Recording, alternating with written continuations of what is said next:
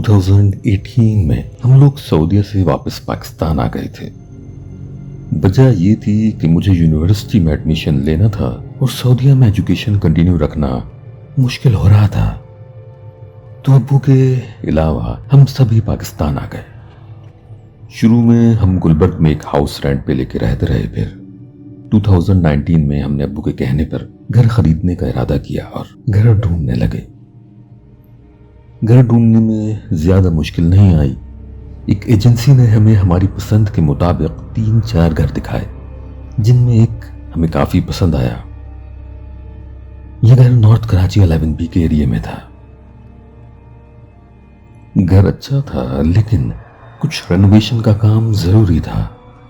1-2 مہینوں میں وہ کام مکمل ہو گیا اور نومبر 2019 میں ہم اس گھر میں شفٹ ہو گئے۔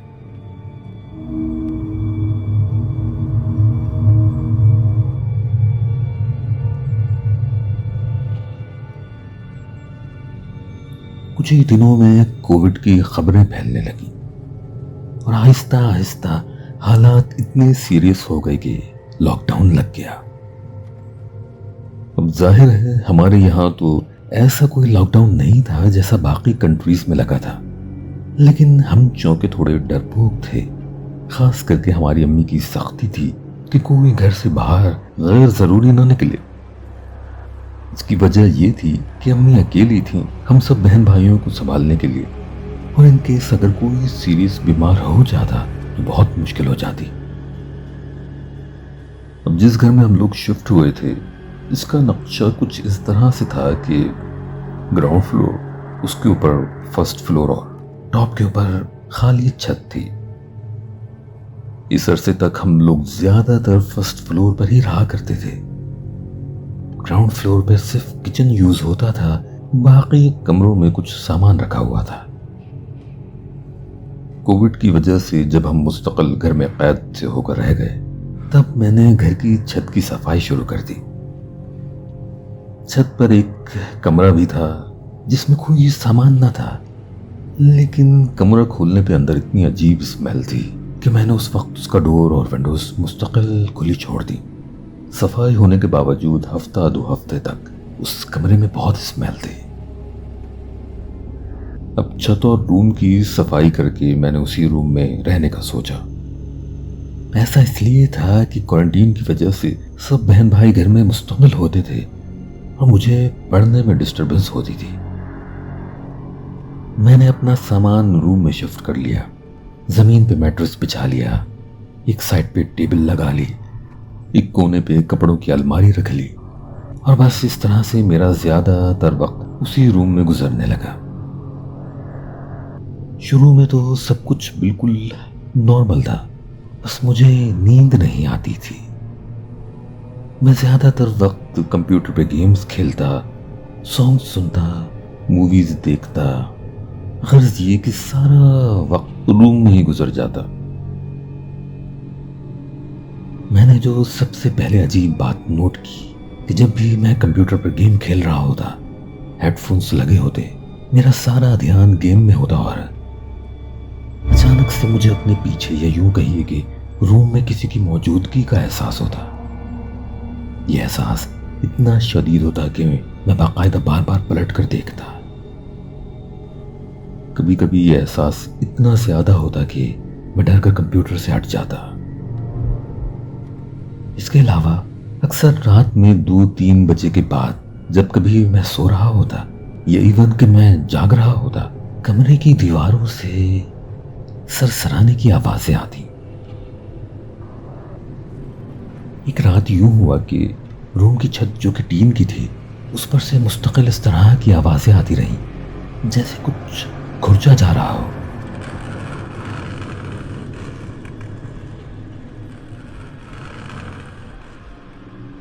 اس وقت میں نے خود کو تسلی دی کہ کسی پرندے نے اپنا گھونسلہ بنا لیا ہوگا، اسی کی آوازیں آ رہی ہیں۔ اور پھر صبح تک تو میں بھول بھی گیا تھا، لیکن دوپہر میں جب رات کی بات یاد آئی، میں نے سیڑھی لگا کر جھانکا، لیکن چھت بالکل خالی تھی۔ اس کے بعد میں نے کھانے پر امی کو وہ سب باتیں بتائیں جو میں اوپر روم میں محسوس کر رہا تھا۔ سب سے پہلے جواب تو یہی ملا، جب نماز نہیں پڑھو گے، سارا وقت کمرے میں بند کمپیوٹر میں گھسے رہو گے، تو یہ سب نہیں ہوگا تو کیا برکتیں نازل ہوں گی؟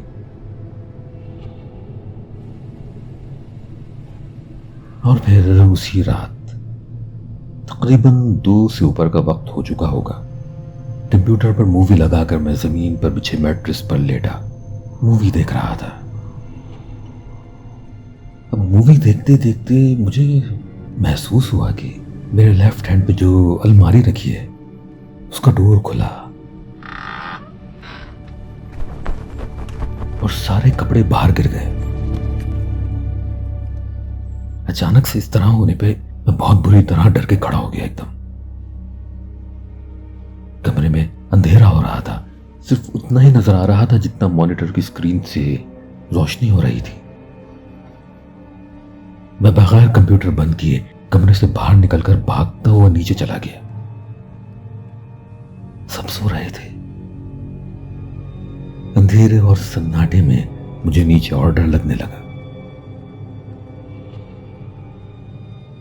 میں دعائیں پڑھتا ہوا واپس چھت پہ جانے لگا۔ بہت ہمت کر کے روم میں داخل ہوا، لائٹس آن کی، الماری کا ڈور کھلا ہوا تھا، لیکن ایک بھی کپڑا کبرڈ سے باہر نہیں تھا۔ اب میں خود کو جھوٹی تسلیاں دینے لگا کہ الماری کا ڈور پہلے سے ہی کھلا ہوا تھا، اور کیونکہ دل میں ڈر بیٹھا ہوا ہے تو مجھے وہم ہو گیا کہ وہاں پہ کپڑے کچھ گرے ہیں۔ میں نے کمپیوٹر آف کیا اور واپس میٹرس پہ لیٹ گیا۔ یوٹیوب پہ قرآنی آیات لگا لی کہ کمرے میں لیٹے رہنے کی ہمت باقی رہے، کیونکہ نیچے تو لیٹنے کی کوئی ڈھنگ کی جگہ نہیں تھی، سب بہن بھائی سو رہے تھے۔ قرآن سنتے سنتے کسی وقت آنکھیں بوجھل ہو گئیں، نیند آ گئی۔ اس وقت نیند میں بہت عجیب سے خواب دکھے کہ میں کھلے میدان میں لیٹا ہوا ہوں، پر آسمان ہے، آسمان پہ ستاروں کے سوا آس پاس کچھ دکھائی نہیں دے رہا، اور میری سانسیں رک رہی ہیں، سینے پہ بوجھ بڑھتا جا رہا ہے، اور پھر اسی طرح گھٹن سے میری آنکھ کھل گئی۔ شدت کی پیاس لگی ہوئی تھی، لیکن سامنے رکھی بوتل بالکل خالی تھی۔ نہ چاہتے ہوئے بھی اٹھا اور بوتل اٹھا کے نیچے کچن سے جا کر بھری۔ اب میں بوتل لے کے بس سیڑھیوں پہ چڑھا ہی تھا کہ میں نے اپنے سب سے چھوٹے بھائی کو چھت پہ جاتے ہوئے دیکھا، بس ایک جھلک، بلکہ کہیے تو بالکل بھی کلیئرلی نہیں دیکھا تھا، لیکن جو بھی تھا اس کی ہائٹ اتنی تھی جتنی اس وقت میرے سب سے چھوٹے بھائی کی تھی، اس لیے مجھے لگا کہ یہ وہی ہے۔ اور وہ اکثر سیڑھیوں پر بھاگتے رہنے جیسا کچھ کھیل کھیلتا رہتا تھا۔ آنکھ کھل گئی ہوگی اس کی، اس لیے شاید اوپر آ گیا ہوگا مجھے دیکھنے کے لیے۔ یہ سوچ کر مجھے بھی تھوڑی ہمت ہوئی کہ چلو کوئی تو جاگ رہا ہے۔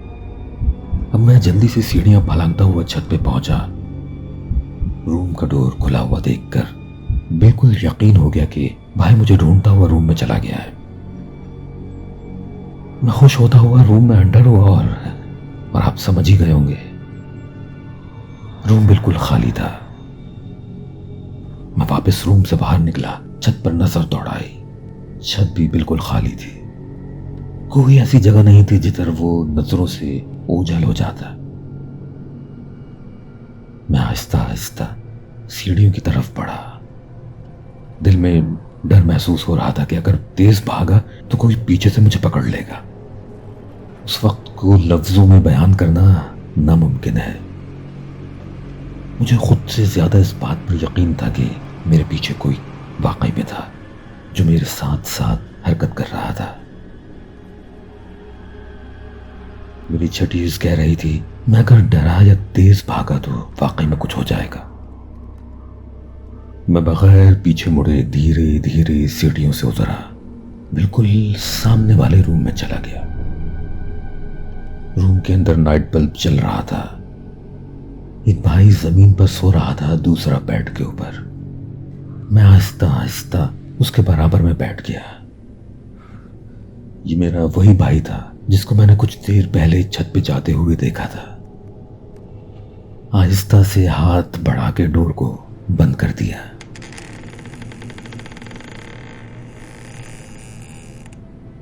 اس وقت مجھے شدید ڈر کا احساس ہو رہا تھا۔ وہ کہتے ہیں نا کہ ایسے وقت میں رواں رواں کھڑا ہو جاتا ہے، یہ بالکل وہی فیلنگ تھی۔ مجھے لگ رہا تھا کہ کوئی میرے تعاقب میں ہے، کوئی مجھے ڈرا رہا ہے، کوئی میرے ذہن پہ قابض ہو رہا ہے۔ میں ذرا سا بھی اس کو محسوس کر رہا تھا کہ میں ڈر رہا ہوں تو نہ جانے کچھ ایسا ہو جاتا جس کی مجھے توقع نہیں تھی۔ ساری رات سمٹا ہوا بیٹھا رہا حتیٰ کہ فجر کی اذان ہو گئی۔ تھوڑا اور وقت گزرا، کھڑکیوں سے سورج کی روشنی اندر آنے لگی۔ تب نہ جانے کیوں ڈر کا احساس کم ہوتا گیا۔ میں بھائی کے برابر میں ہی لیٹ کر سو گیا۔ دوپہر تک سوتا رہا۔ بہن بھائی حیرت کرتے رہے، وہ سوچ رہے تھے کہ شاید میری طبیعت خراب ہے، لیکن شاید امی سمجھ گئیں کیونکہ میں ان کو بتا چکا تھا میرے ساتھ عجیب واقعات ہو رہے ہیں چھت والے کمرے میں۔ امی نے مجھ سے کچھ پوچھا نہیں، بس مجھے اتنا کہا کہ میرے ساتھ اوپر چلو اور اپنا سامان سمیٹ کر نیچے لے آؤ۔ میں بھی بغیر ایک لفظ کہے چپ چاپ اپنا سامان سمیٹ کر نیچے لے گیا۔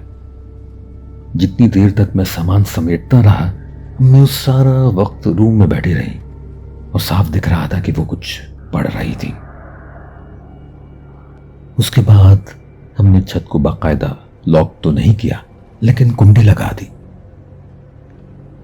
اور اس دن چھت کے اس ڈور کو جو کنڈی لگائی تو ہم اس کے بعد 11 مہینے اور اس گھر میں رہے۔ تب تک وہ کنڈی ویسی کی ویسی ہی لگی رہی۔ 11 مہینے اس گھر میں رہنے کے بعد ہم نے وہ گھر کرائے پہ دے دیا اور خود ایک دوسرے علاقے میں شفٹ ہو گئے۔ اس گھر کو چھوڑنے کی صرف ایک یہی وجہ نہیں تھی، اور بھی کچھ وجوہات تھیں، لیکن یہ ضرور ہے کہ ہمیں اس گھر میں بہت عجیب سی وائبس آتی تھی۔ یہ تو میں نے آپ سے ابھی صرف ایک واقعہ شیئر کیا ہے، لیکن اس کے علاوہ اس گھر میں بہت ساری عجیب عجیب باتیں ہوئی، صرف میرے ساتھ ہی نہیں، میرے بہن بھائیوں کے ساتھ، امی کے ساتھ، اور اب جو لوگ اس گھر میں رہتے ہیں کرائے پر، ان لوگوں نے بھی ہمیں بہت سارے واقعات سنائے۔ اگر یہ واقعہ آپ لوگوں کو پسند آیا اور آپ لوگ اس گھر سے متعلق اور واقعات سننا چاہیں تو کمنٹس کر کے بتائیے، وہ سارے واقعات آپ سے ضرور شیئر کروں گا۔ تو دوستوں، اگر چینل کو سبسکرائب نہیں کیا ہے تو ویڈیو ختم ہونے سے پہلے چینل سبسکرائب کر لیجئے، ویڈیو کو لائک کر دیجئے اور کچھ نہ کچھ کمنٹ ضرور کیجئے۔ تو ملتے ہیں بہت جلد کچھ اور نئے سچے خوفناک واقعات کے ساتھ۔ تب تک میری دعا ہے کہ اللہ پاک آپ لوگوں کو اپنے حفظ و امان میں رکھیں۔ اللہ حافظ۔